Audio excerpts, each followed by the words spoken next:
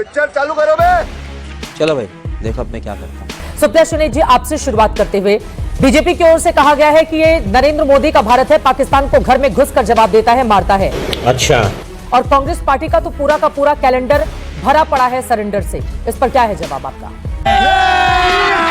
अभी मजा आएगा ना भिड़ो। मुझे ऐसा लगता है कि नरेंद्र मोदी जी को एक बदगुमानी हो गई है कि वो भारत देश है।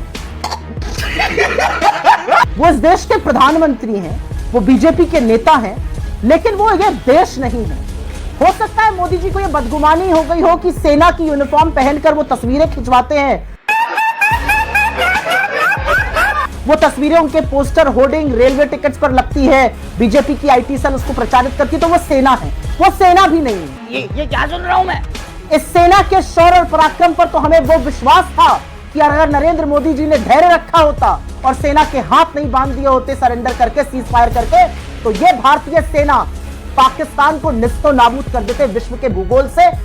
बात तो सही है, क्योंकि इस सेना ने यह पराक्रम करके दिखाया है। इस सेना ने बार बार ये पराक्रम करके दिखाया है। 71 में करके दिखाया है, 99 में करके दिखाया है, लेकिन मोदी जी ट्रंप के एक फोन से उन्होंने सीज फायर किया। क्या साबित करना चाहता है तू?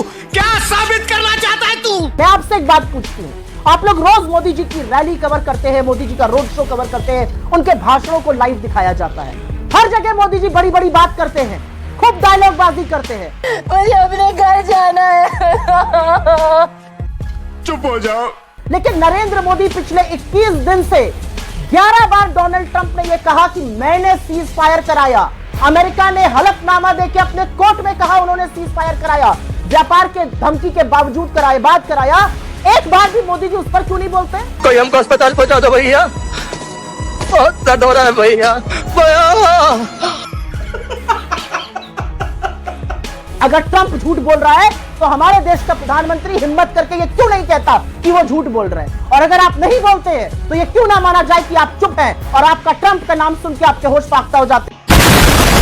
अभी और सुनिए। ट्रंप कश्मीर पे हस्तक्षेप की बात करता है, ट्रंप किसी तटस्थ जगह पर दोनों प्रधानमंत्रियों के मिलने की बात करता है, एक बार नहीं बोलते। और मैं एक बात कहकर अपनी बात अंत करती हूँ, और ये बात कहनी यहाँ पर जरूरी है। हमको जिंदा मत छोड़ो सालो। असलियत यह है कि नरेंद्र मोदी जी की नाक के नीचे ऑपरेशन सिंदूर के बाद से पाकिस्तान को जिस तरह से हमारी सेना ने सबक सिखाया,